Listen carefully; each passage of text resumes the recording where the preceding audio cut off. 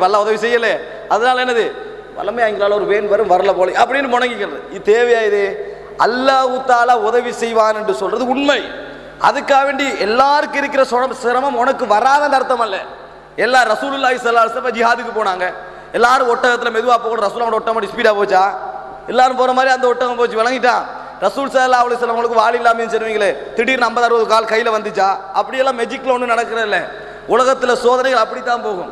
வாகனத்தில் போயிட்டு இருப்பாங்க, அதாவது இந்த சோதனை சாவடிகள் செக் பாயிண்ட்டுகள் வரும் தானே, சுப்ஹானல்லாஹ் சொல்லிக்கோங்க, சுப்ஹானல்லாஹ் சொல்லிக்கோங்கம்மா, சுப்ஹானல்லாஹ் டக்குனு சுப்ஹானல்லாஹ்னா என்ன தெரியுமா? திடீர்னு அவன் நிப்பட்ட மாட்டான் செக் பாயிண்ட்ல, அப்படி போயிடுவாங்க. பார்த்தீங்களா சுப்ஹானல்லாஹ், அல்லாஹ்வுடைய குதிரத் இப்படி தான். நான் இந்த செக் பாயிண்ட் கண்டாவே சுப்ஹானல்லாஹ்ன்றேன், நிப்பட மாட்டான். அது அல்லாஹ்வுடைய ஒரு அற்புதம். அவனுக்கு மறக்கடிக்க செஞ்சிடறான், பார்வையை திருப்பிடுறான், பார்வையை இவர் நினைக்கிற சுப்ஹானல்லாஹ் சொன்னா என்னது இந்த மாதிரி செக் பாயிண்ட் எல்லாம் தப்பலாம் அப்படின்னு. சகோதரர்களே, இது நல்ல சிந்தனையே இல்லை. முதலாவது வணங்கிட்டா இஸ்லாமிய அரசாங்கம் பண்ணுவீங்க, செக் பாயிண்ட் வச்சிருந்து இப்படி தப்பி போனா இவனை பத்தி என்ன நினைப்பாங்க? இது அப்படி ஒரு நல்ல சிந்தனையே இல்லை. அதே இந்த சுப்ஹானல்லாஹ் ஏர்போர்ட் மாதிரி ஸ்கேனிங் இடத்துல விட்டாங்கடா, இவர் எல்லாம் கொண்டு விட்டு என்னது சுப்ஹானல்லாஹ் சொல்லட்டும் பாப்பா, அங்க பார்சலை விட்டுட்டு என்ன நடக்கும்? அது ஸ்கேன் பண்றதா ஸ்கேன் பண்ணிட்டா இவர் சுப்ஹானல்லாஹ் சொன்னதுக்காக என்ன செய்ய மாட்டான், அவனை காடாம போறதில்லை. அந்த என்னது இது செக் பண்ணப்பட்ட பெட்ஜ் இல்லாம இவருக்கு போக இயலுமா? இயலாது. இது ஒரு அவர் என்ன நினைக்கிறாருன்னா, இந்த சுப்ஹானல்லாஹ் அல்ஹம்துலில்லாஹ் என்றது சிரமங்களை குறைக்கும். அமெரிக்கா எம்பசிக்கு விசா போட போடுக்க வரிசையில் கொஞ்சம் பேர் இருக்கிறான், துவா கேட்கிறான். ஒரு ஆள் சொல்றாரு, நடந்த சம்பவம் சரியா, லா இலாஹா இல்லல்லாஹ் முஹம்மது ரசூலுல்லாஹ் சொல்லிக்கோங்க, அஷ்ஹது அல்லா. என்னது எம்பசியில் விசா கிடைக்கிறது? எம்பசியில் விசா அமெரிக்கா ஒரு மக்கா உம்ராவுக்கு போகிறதுக்கு துவா கேட்டால் பரவாயில்ல, அமெரிக்காவுக்கு போகிறது அல்லது அமெரிக்காவில் நான் வேலைக்கு போகிறேன் அல்ல எனக்கு இந்த வேலையை தான் கேட்டால் பரவாயில்ல, எப்படியா விசா அடிச்சு வர வேண்டும், அதுக்கு அஷ்ஹது அல்லா இலாஹா இல்லல்லாஹ் சுப்ஹானல்லாஹ் அல்ஹம்துலில்லாஹ் சொல்லிக்கன்னு போகிறான். இப்படி அவருக்கு விசா பட்டுச்சு, அது அவருக்கு ஒரு அட்வைஸ் பண்ணுறார் வரார். அப்படியெல்லாம் சொல்ல தேவையில்லை, இந்த நாட்டுக்கு போகிறதுக்கு அல்லா நாடுனா அது கிடைக்கும், வழங்கிட்டா. இது ஒரு அமெரிக்கா போகிற பெரிய இபாதத்தோடனால ஒன்றும் இல்லை, அல்லா நாடுனா கிடைக்காது, இது ஒரு அம்சமே இல்லைன்னு சொல்கிறார் அவர்.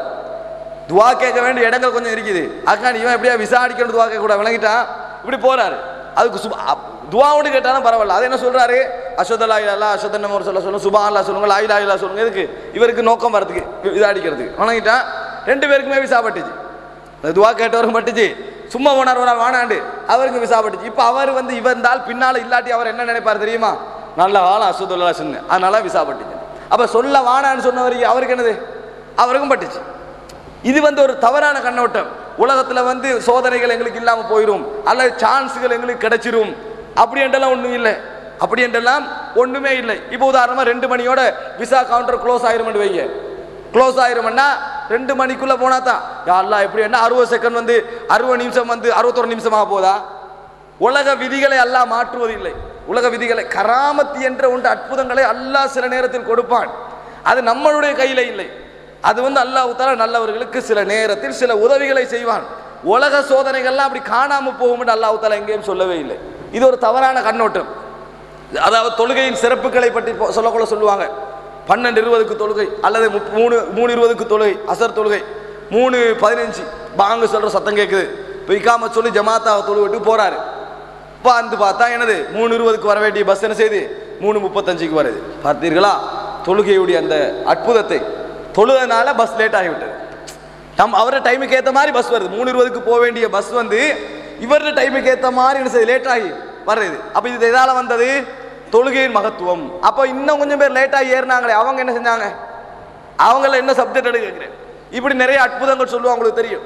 அதாவது பஸ் நின்றுச்சாம், பஸ் நின்றுச்சாம், அதோட என்னது அவர் அந்த பெட்ரோல் ஒரு ஆளை பஸ்லேருந்து இறக்கி விட்டாங்களா, அப்புறம் பஸ் ஓடலையா, மறுபடியும் இவர் ஏறின உரம் என்னது அந்த பஸ் ஸ்டார்ட் ஆகி போக ஆரம்பிச்சான். இது அவன் ஸ்டார்டிங்கில் ஏதாவது கோளாறு இருந்திக்கும், அதுக்கு இந்த இறங்கினவருக்கு எந்த சம்பந்தமும் இல்லை. இப்படி எல்லாம் என்ன செய்வார்கள், இபாதத்தால் என்னமெல்லாம் அவர் சாதிக்கிறார் என்று சொல்வார்கள். அதற்கும் இதுக்கும் சம்பந்தமே கிடையாது. அப்படி ஒருத்தனுக்கு அல்லாஹ் தஆலா உதவி செய்வதாக இருந்தால் யாருக்கு உதவி செஞ்சிருக்கணும்? ரசூலுல்லாஹி ஸல்லல்லாஹு அலைஹி வஸல்லம் அவர்களுக்கு உதவி செஞ்சிருக்கணும். 6 பிள்ளைகளை அல்லாஹ் வாழக்குள்ளே மௌத்தாக்குறான். இது துன்பம். ஒரு மனிதன் வாழ்க்கையில வயது ஒரு 60 வயதுல 70 வயது ஒரு புள்ள மௌத்தாகிறதுக்கும் கை குழந்தையோடு மௌத்தாகிறதுக்கு எவ்வளவு வேதனை இருக்கும். ரசூலுல்லாஹி ஸல்லல்லாஹு அலைஹி வஸல்லம் அழுகிறாங்களா இல்லையா? வேதனைப்படுறாங்க.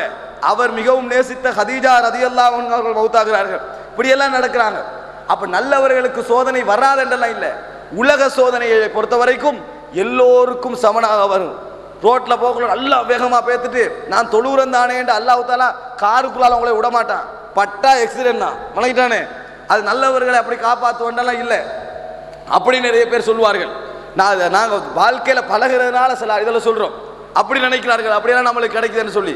இந்த தெம்பிளி இருக்குதானே, தெம்பிளி பொதுவாக இப்போ முடிஞ்சிரும்னு நினச்சி தான் எல்லாரும் குடிப்பாங்க.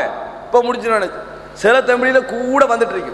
அதை குடிச்சிட்டு ஒரு சகோதரர் சொல்கிறார், இன்னும் கராமத்து தெரியப்பா தெம்பிளியில் தண்ணி கூட வருது. அந்த தெம்பிளி பெருசாக இருந்து அதுக்கு தண்ணி கூட வந்திருக்கலாம். இதை அவர் என்ன சொல்ல வராருண்டா அவருடைய இபாதத், அவருடைய இபாதத். இன்னொரு சகோதரர் இதை ஏன் சொல்ற, தவறான நம்பிக்கை. நீங்க வணங்குறது, நீங்க தொழுகிறது எல்லாம் உங்களோட கடமை. நீங்கள் திக்ர் செய்வது, குர்ஆன் ஓதுவது, நாங்கள் அல்லாஹ்வை தொழுவது, நோன்பு பிடிப்பது எங்களோட கடமை. அதுக்காண்டி உலக சோதனை இல்லாம போகுது அர்த்தம் இல்லை. உங்களுக்கு எல்லாரையும் நல்லவர்களே அல்லாஹ் தருவான் அர்த்தம் இல்லை. ரசூலுல்லாஹ்வுக்கு பின்கால முனாஃபிக் இருக்கத்தான் செஞ்சாங்க. உங்களோட எல்லாமே நண்பர்கள் இருப்பார்கள் அர்த்தம் இல்லை. நாங்களும் தவறு செய்வோம், எம்மை சூழ உள்ளவர்களும் தவறு செய்வார்கள் என்ற நிலையில் இருக்க வேண்டும். ஒரு சகோதரர் சொல்றாரு, நம்ம என்னது நேர்மையான ஆக்கள். அதனால ஒரு தடவை ஒரு ஃபோன் வாங்கினாரு. 700 ரூபா கிடைச்ச ஃபோன், நல்ல ஒரு ஃபோன், 700 ரூபா கிடைச்ச ஃபோன். அந்த ஃபோன் என்ன செய்யலாம், அடிச்சு வீட்டில் அடிச்சு பார்த்தா வேலை செய்தில்லை. நல்ல பெரிய ஃபோனோட 700 ரூபாய்க்கு யாரோ கொடுத்துட்டான், அந்த ஃபோன் வேலை செய்தில்லை. இதை கொடுத்து செக் பண்ணி எல்லாம் பார்த்தா எந்த டேமேஜும் இல்லை, அல்லது என்னது இதை திருத்த முடியாத லெவலுக்கு ஆயிட்டு. வீட்டுக்கு போனாரா, 2 ரக்காத் தொழுதாராம், பிஸ்மில்லா சொல்லிட்டு சார்ஜர் அடிச்சாராம், சார்ஜ் ஏறுதான். பிஸ்மில்லா சொல்லிட்டு சார்ஜ் அடிச்சாராம், சார்ஜ் ஏறுதான். சுப்ஹானல்லாஹ், அற்புதம் அப்படின்றாரு சகோதரர். அப்படி சப்போஸ் அவருக்கு நடந்தேன்னு வைங்க, 2ல் ஒன்றாயிக்கலாம். அல்லாஹ் அந்த இடத்துல அவருக்கு ஒரு உதவி செஞ்சுக்கலாம். உதாரணத்துக்கு வணங்கிட்டான உதவி ஒன்று செஞ்சிருக்கலாம், அல்லது ஏற்கனவே ஒழுங்காக செக் பண்ணாமல் இருந்திக்கலாம். வணங்கிட்டா 2ல் ஒன்று. இதை வச்சு எதை காட்டக்கூடாது, அவரு அல்லாஹ் தாலா நல்லவர்களுக்கு நல்ல போனை மட்டும்தான் தருவான்னு சொல்லக்கூடாது. வணங்கிட்டானே, நல்லவர்களுக்கு நல்ல ஃபோன் மட்டும்தான் கிடைக்கும், கெட்ட ஃபோன் கிடைக்காது. வணங்கிட்டானே, நல்லவர்களுக்கு நல்ல வாகனம் தான் கிடைக்கும், கெட்ட வாகனம் கிடைக்காது. நல்லவர்களுக்கு நல்ல உடுப்பு தான் கிடைக்கும், நல்லவர்கள் ஏமாற்றப்பட மாட்டார்கள் அப்படின்னு வணங்கக்கூடாது. நல்லவர்கள் ஏமாற்றப்படுவார்கள், நல்லவர்களுக்கு நஷ்டம் வரும், நல்லவர்களுக்கு கவலை வரும், நல்லவர்களுக்கு மரணம் வரும், நல்லவர்களுக்கு நோய் வரும், எல்லாம் வரும். நம்முடைய இபாதத்தை வைத்து அல்லாஹ் குணப்படுத்துவான் நினைக்கக்கூடாது. அல்லாஹ் குணப்படுத்துவான். துஆ கேட்க வேண்டும், அல்லாஹ்விடத்தில் அழ வேண்டும், அல்லாஹ்விடத்தில் மன்றாட வேண்டும், அது வேறு விஷயம். ஆனா நம்ம நல்லவராக இருக்கிறதுனால அல்லாஹ் என்ன செய்வான், நம்மளுக்கு உலக துன்பங்களை நீக்கி விடுவான். அது வராது என்றெல்லாம் நினைக்க கூடாது. அதன் ரசூலுல்லாஹி ஸல்லல்லாஹு அலைஹி வஸல்லம் அவர்கள் பட்ட துன்பமும் உலக வேதனைகளும் நம்மோடு ஒப்பிடக்குள்ள எங்கேயோ. ஆக இரண்டாவது விதி அல்லாஹ் தஆலா குர்ஆனிலே சொல்லி காட்டுகிறான், وَلَنَبْلُوَنَّكُمْ بِشَيْءٍ مِّنَ الْخَوْفِ وَالْجُوعِ وَنَقْصٍ مِّنَ الْأَمْوَالِ وَالْأَنفُسِ وَالثَّمَرَاتِ وَبَشِّرِ الصَّابِرِينَ الَّذِينَ إِذَا أَصَابَتْهُمْ مُصِيبَةٌ قَالُوا إِنَّا لِلَّهِ وَإِنَّا إِلَيْهِ راجعون. அல்லாஹ் தஆலா சொல்லுகிறான், நாங்கள் உங்களை சோதிப்போம், உங்களை சோதிப்போம் என்று அல்லாஹ் நல்லவர்களை சொல்லுகிறார். அதாவது நல்லவர்கள் தீயவர்கள் எல்லாரையும் அடக்கி சொல்லிட்டு நல்லவர்களை பத்தி அல்லாஹ் தஆலா முடிக்கிறாங்க. இன்னைக்கு சோதனை சமன் நல்லவர்களுக்கும் கிடைக்கும் என்றது அதில் விளங்குது. எப்படி, விஷய் மினல் ஹவுஃப், அச்சம் பயத்தால் சோதிப்போம், அச்சம் பயத்தால் சோதிப்போம், வல் ஜூ பசி வறுமையால் சோதிப்போம், சொத்து குறைவால் சொத்து நஷ்டங்களால் சோதிப்போம், உயிர்களை கைப்பற்றுவதன் மூலம் சோதிப்போம், விவசாய நஷ்டங்களின் மூலம் சோதிப்போம், பொறுமையாளர்களுக்கு நன்மாராயம் கூறுங்கள். அப்படின்னா என்ன, நல்லவர்களுக்கும் சோதிப்போம், கெட்டவர்களையும் சோதிப்போம். பொறுத்துக் கொள்கின்றவர்கள் தான் நல்லவர்கள், பொறுத்துக் கொள்கின்றவர்கள் தான் நல்லவர்கள். அவர்கள் யார் தெரியுமா, தங்களுக்கு சோதனை வந்தால் இன்னா லில்லாஹி வ இன்னா இலைஹி ராஜிஊன், நாம் அல்லாஹ்வுக்காகவே இருக்கிறோம், அல்லாஹ்வின் பக்கம் திரும்பி செல்வோம் என்று சொல்வார்கள். அதான் நல்லவர்களுடைய பண்பு. அல்லாஹ் தஆலா சொல்றான், ஹஸிபன் நாஸ் வ யுத்ரகு யகூலு ஆமன்னா வ ஹும் லா யுஃப்தனூன், ஈமான் கொண்டு விட்டோம் என்று சொன்னதற்காக சோதிக்கப்படாமல் அவர்கள் விடப்படுவார்கள் என்று மனிதர்கள் நினைத்துக் கொண்டார்களா? சோதிக்கப்படுவார்கள். அல்லாஹ் தஆலா சொல்லி காட்டுகிறான். அதே போன்று இது மாதிரி நிறைய விஷயங்களில் நல்ல மனிதர்களுக்கு சோதனை உண்டு. நோய்களில் கடுமையான நோயால் சோதிக்கப்பட்ட நபிகளில் ஒருவர் யார், அய்யூப் அலைஹிஸ்ஸலாம். கடுமையான முறை நோயில் சோதிக்கப்பட்டார். அதே போன்று இது மாதிரி ஒவ்வொருவரும் ஒவ்வொரு விதமான சோதனைகளுக்கு உட்படுத்தப்பட்டார்கள். ஒவ்வொருவரும் ஒவ்வொரு விதமான சோதனைக்கு உட்படுத்தப்பட்டார்கள். கெட்ட மனைவிகள் அறிந்த நபிமார்கள் இருக்கிறார்கள், கெட்ட பிள்ளைகள் அமைந்த நபிமார்கள் இருக்கிறார்கள், கெட்ட தந்தைமார் அமைந்த நபிமார்கள் இருக்கிறார்கள். என்ன காரணம், சோதனையில் அல்லாஹ் எல்லாமே நல்லவர்களுக்கு கொடுக்க மாட்டான், கெட்டவர்களுக்கு கொடுப்பான் அல்லாஹ் தஆலா சொல்லவே இல்லை. எனவே நான் என்ன விளங்கிக்கிறோம் தெரியுமா, எங்கட மனசை மாற்றிக்கிறோம். யா அல்லாஹ், உனக்கு திருப்தியான மாதிரி இந்த உலகத்தில் நான் வாழ்றேன், ஆனால் சோதனை துன்பம் வரத்தான் செய்யும், அதிலெல்லாம் பொறுமையாக இருக்கிறேன், அதிலெல்லாம் பொறுமையாக இருக்கிறேன். எனக்கு நல்லதும் நடக்கும், கெட்டது நடக்கும். வல் கதிரி ஹைரிஹி வ ஷர்ரிஹி, நான் அந்த கதிரை ஈமான் கொண்டிருக்கிறேன். அது ஹைரும் கதிர் தான், ஷர்ரும்